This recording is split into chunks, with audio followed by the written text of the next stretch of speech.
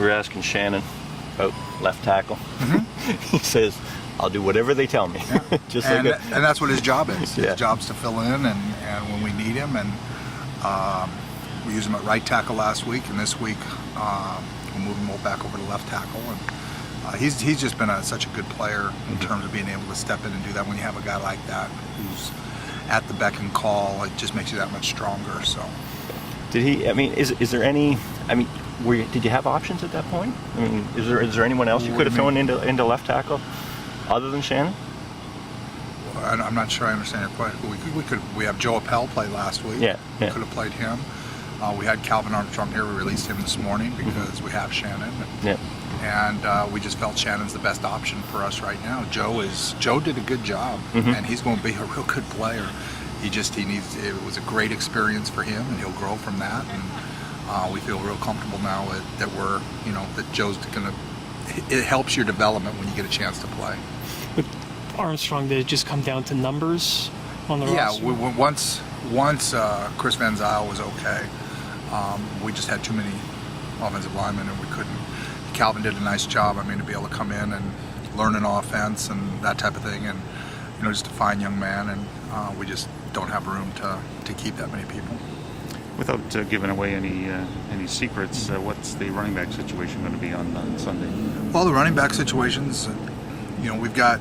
It'll be a little bit by committee, with Dury and Brian Crawford and JJ, and then we have a new player, Anthony Aldridge, but he's only been here for a couple days, so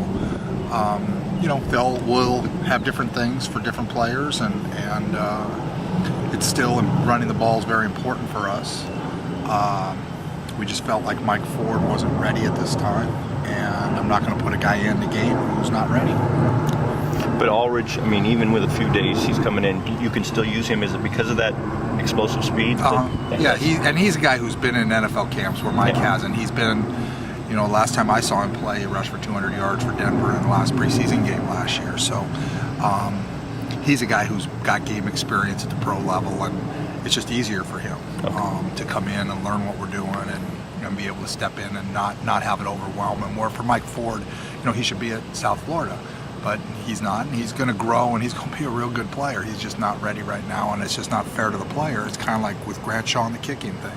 Yeah. Grant's going to be a great kicker, but it's not fair to him with these games having the implications they have from here on in to put him on the line to make a kick with no time left, and it's just not fair to him. So that's why we brought Justin in. You identified Andre Dury quite early as a guy who's going to be a big part of this offense.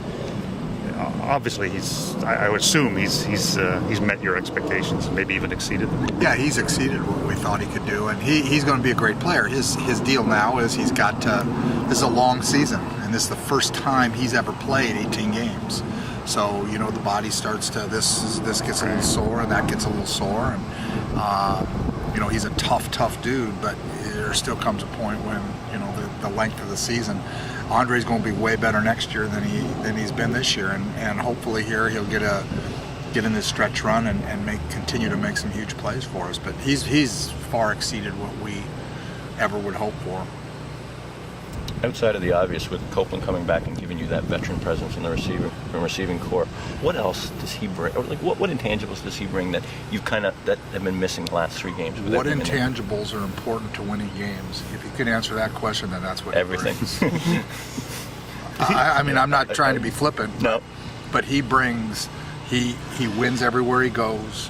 He knows what it takes to win, and he brings a confidence and a swagger and a mentality of how to play receiver to the entire group. And now, now we're in the stretch run. This is when Cope takes another. He is going to be a great opportunity for him because he's coming in with eight games to go and he's fairly fresh because he hasn't played in 4 weeks, and it should have probably been 6 to 8 weeks is what they thought. So he's just a special individual, and every intangible it takes to win, that's what Jermaine Copeland brings. Just to clarify, he is cleared for Sep. Well, we're going to talk to the doctors. Okay, so he's not officially cleared. We have to go to the doctor. He's practiced all week. He's done well in practice, but we're going to clear through the doctor and make sure that we're not going to do anything if it's going to cause him any being out longer. So we need him for the stretch run, and if he's cleared, he'll play.